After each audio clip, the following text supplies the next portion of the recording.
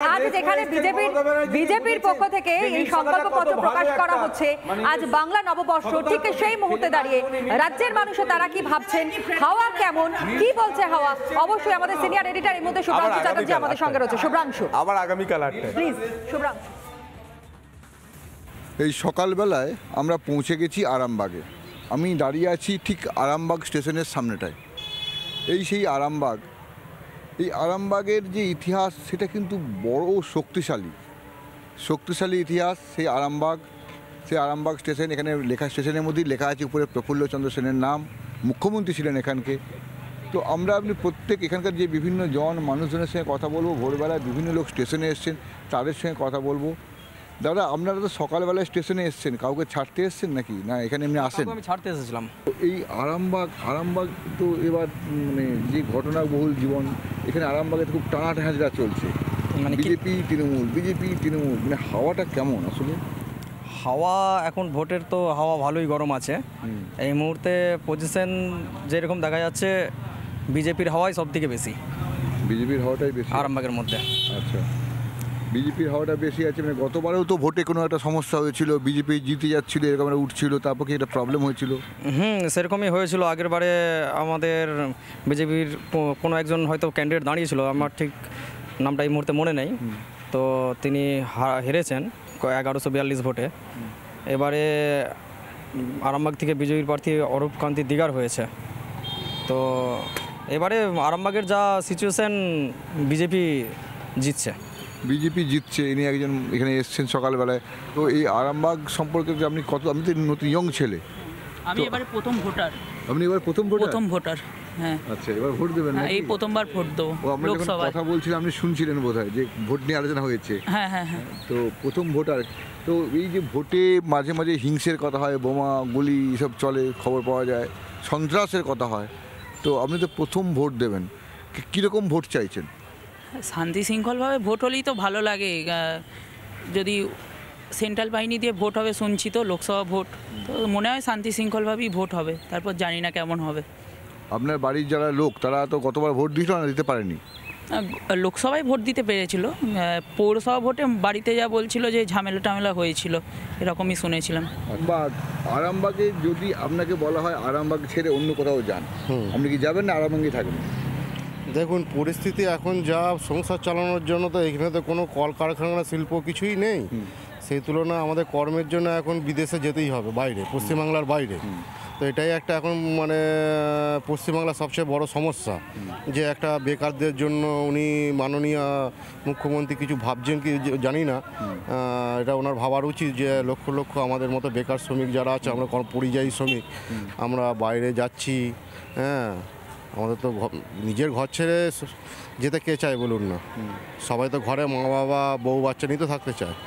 তো এইখানেই আমাদের একটা কষ্ট আর সবুজ। আমি যখন এলাম পুরো সবুজ, পুরো চাষের জমি, মানে সেই জমি এত ভালো, চাষাবাদে তেমন ব্যবস্থা ভালো হচ্ছে না, এত কিন্তু বিশাল অর্থনৈতিক অবস্থা হতে পারে। সবই আছে, চাষিরা ন্যায্য দাম পাচ্ছে না, এখানে ফসলের দাম পাচ্ছে না। আচ্ছা, যারা আছে তারা সব ফোরেরা লুটে পুটে খাচ্ছে, এই আর কি। একটা কথা সত্যি করে বুকে হাত দিয়ে বলুন তো, ভোট দিতে পারেন? ভোট যেমন গত বছর আমি দিতে পারিনি।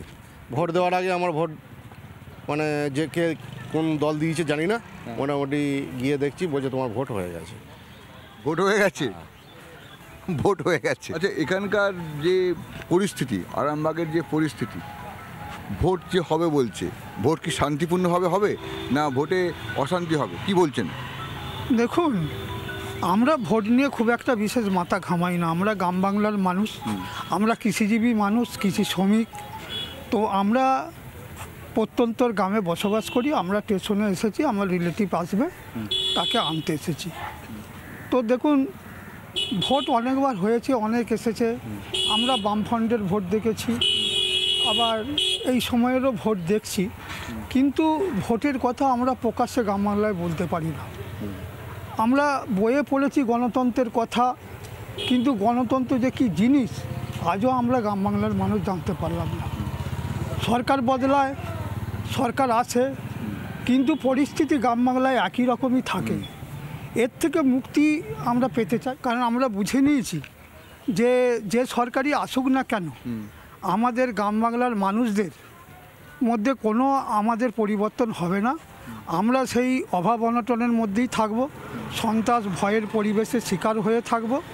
বিভিন্ন টিভি সেন্টারে দেখছি বিভিন্ন জায়গায় সন্ত্রাসের যে এবং দুর্নীতির যে আবহাওয়া পরিবেশ সেখানে বাতাবরণ তৈরি হয়েছে। তাতে করে আমাদের একটা কথাই বারে বারে মনে হচ্ছে যে আমরা এই বাংলায় আছি তো। এই বাংলা কি সেই বাংলা যে বাংলার কথা কবিতায় লেখা হয়, মানুষ গান করে? এটাই কি সেই বাংলা? ঠিক এই জায়গায় দাঁড়িয়ে আমরা আরও খবরে থাকব। হাওয়া কেমন এখনকার মতো এখানেই। এখন অন্যান্য ব্রেকিং নিউজ, রিপাবলিক বাংলা। আমরা হাওয়া কেমন দেখলাম তনয়, এবং হাওয়া কেমন দেখতে দেখতে বুঝতে পারছি যে ভোট যত এগিয়ে আসছে মানুষ তত ভাবছে যে গণতন্ত্র শুধু বইয়ে আমরা পড়েছি, বাস্তবে দেখিনি। অসাধারণ একটা কথা শুনলাম এবং সেই জায়গা থেকে বোঝা যাচ্ছে যে গণতন্ত্র কি সোনার পাথরবাটি। একদমই। আর এটার উত্তর হয়তো আর অল্প কিছুদিনের মধ্যে আমরা পেয়ে যাব আগামী 4 তারিখ অর্থাৎ 4 জুন, যখন এই ফলটা সামনে আসবে, প্রকাশ পাবে। ছবির দিকে নজর রাখবো। প্রধানমন্ত্রী নরেন্দ্র মোদী তিনি এই মুহূর্তে এসে গিয়েছেন, সেই ছবির রিপাবলিক বাংলা আমরা দেখাবো ফার্স্ট এন্ড এক্সক্লুসিভ। এই মুহূর্তে প্রধানমন্ত্রী নরেন্দ্র মোদী তিনি এসে গিয়েছেন, পৌঁছে গিয়েছেন। প্রধানমন্ত্রী নরেন্দ্র মোদী তিনি এই মুহূর্তে পৌঁছে গিয়েছেন, কথা বলছেন, দেখতে পাচ্ছি সেই ছবি আমরা দেখাচ্ছি first and exclusive Republic Bangla. এই মুহূর্তে প্রধানমন্ত্রী নরেন্দ্র মোদী তিনি পৌঁছে গিয়েছেন, কথা বলছেন তিনি। বিজেপির কেন্দ্রীয় নেতৃত্ব এবং একই সঙ্গে মন্ত্রিসভার সদস্যরা তারা উপস্থিত রয়েছেন এবং সকলের উপস্থিতিতে এই প্রধানমন্ত্রী একবার ফার্স্ট অন এক্সক্লুসিভ ভিজুয়াল আপনাদের সামনে আমরা তুলে ধরছি। কিছুক্ষণের মধ্যে এই সংকল্পপত্র প্রকাশ করা হবে, ঘোষণা করা হবে বিজেপির পক্ষ থেকে, অর্থাৎ আগামী 5 বছর দেশকে কিভাবে শাসন করা হবে। এবং একই সঙ্গে সবথেকে বড় বিষয়, দেশের মানুষের কাছে কোন কোন প্রতিশ্রুতিগুলো নিয়ে আসে কেন্দ্রের এই বিজেপি সরকার, যদি আবারও একবার যদি তারা শাসনভারে আসেন। আর এই মুহূর্তে দেখতেই পাচ্ছেন আম্বেদকরের মূর্তির পাদদেশে এই মুহূর্তে প্রধানমন্ত্রী নরেন্দ্র মোদী এবং উপরাষ্ট্রপতি জগদীপ ধনখড় তিনিও রয়েছেন এই মুহূর্তে। উপরাষ্ট্রপতি জগদীপ ধনখড় থেকে শুরু করে লোকসভা স্পিকার থেকে শুরু করে প্রত্যেকেই কিন্তু উপস্থিত রয়েছেন এবং এখান থেকেই সম্ভবত তনয়া তিনি পৌঁছে যাবেন বিজেপির যে পার্টি অফিস, সেখানে তিনি পৌঁছে যাবেন। এই মুহূর্তে আম্বেদকর মূর্তির পাদদেশে তিনি রয়েছেন। আজ গোটা দেশ তাকিয়ে রয়েছে, আম্বেদকর মূর্তির পাদদেশে রয়েছেন প্রধানমন্ত্রী নরেন্দ্র মোদী, উপরাষ্ট্রপতি জগদীপ ধনখড়, লোকসভা স্পিকার তারা উপস্থিত রয়েছেন। এই মুহূর্তে সেই ছবি পুষ্পার্ঘ্য প্রদান করছেন। এই মুহূর্তে সেই ছবি রিপাবলিক বাংলায়। আম্বেদকর মূর্তির নিচে রাষ্ট্রপতি দ্রৌপদী মুর্মু, এই মুহূর্তে সেই ছবি আমরা দেখাচ্ছি। এই মুহূর্তে পৌঁছে গিয়েছেন দেশের রাষ্ট্রপতি দ্রৌপদী মুর্মু, উপস্থিত রয়েছেন প্রধানমন্ত্রী নরেন্দ্র মোদী, উপরাষ্ট্রপতি জগদীপ ধনখড় এবং লোকসভা স্পিকার তিনিও উপস্থিত রয়েছেন। এই মুহূর্তে সেই ছবি। এই মুহূর্তে উপরাষ্ট্রপতি জগদীপ ধনখড় তিনি পুষ্পার্ঘ্য প্রদান করছেন। এই মুহূর্তে সেই ছবি রিপাবলিক বাংলায়। এই মুহূর্তে দেখতে পাচ্ছেন সেই ছবি, আম্বেদকর মূর্তির নিচে রাষ্ট্রপতি, উপরাষ্ট্রপতি, দেশের প্রধানমন্ত্রী এবং লোকসভা স্পিকার থেকে শুরু করে অনেকেই উপস্থিত রয়েছেন। প্রধানমন্ত্রী নরেন্দ্র মোদী এই মুহূর্তে পুষ্পার্ঘ্য প্রদান করছেন আম্বেদকর মূর্তির নিচে। এই মুহূর্তে সেই ছবি রিপাবলিক বাংলায়। সবার প্রথম সেই ছবি আপনাদের সামনে তুলে ধরছি আমরা এবং দেখতেই পাচ্ছেন প্রধানমন্ত্রী নরেন্দ্র মোদী তিনি কিছুক্ষণ আগে পুষ্পার্ঘ্য প্রদান করলেন এবং একই সঙ্গে রাষ্ট্রপতি দ্রৌপদী মুর্মু তিনি উপস্থিত রয়েছেন, উপরাষ্ট্রপতি জগদীপ ধনখড় উপস্থিত রয়েছেন, লোকসভা স্পিকার ওম বিড়লা তিনি উপস্থিত রয়েছেন এবং প্রত্যেকের উপস্থিতির পাশাপাশি এই মুহূর্তে যারা সাধু সন্তরা উপস্থিত রয়েছেন এবং একই সঙ্গে দেখতে পাচ্ছেন বহু সংখ্যক মানুষও তারা এই মুহূর্তে আম্বেদকরের মূর্তির ঠিক পাদদেশে অবস্থান করেছেন। তাদের সঙ্গে কুশল বিনিময় প্রধানমন্ত্রী নরেন্দ্র মোদীর এবং সবার প্রথম সেই ছবি রিপাবলিক বাংলা তুলে ধরছে আপনাদের সামনে। প্রাক্তন রাষ্ট্রপতি রামনাথ কোবিন্দ তিনিও এই মুহূর্তে সেখানে পৌঁছে গিয়েছেন এবং কিছুক্ষণ আগেই সম্মান জ্ঞাপন করা হলো, পুষ্প অর্ঘ্য দিয়ে সম্মান জানানো হলো আম্বেদকরের মূর্তির পাদদেশে। এই মুহূর্তে প্রত্যেকে উপস্থিত রয়েছেন সেই ছবি সবার প্রথম রিপাবলিক বাংলা তুলে ধরছে আপনাদের সামনে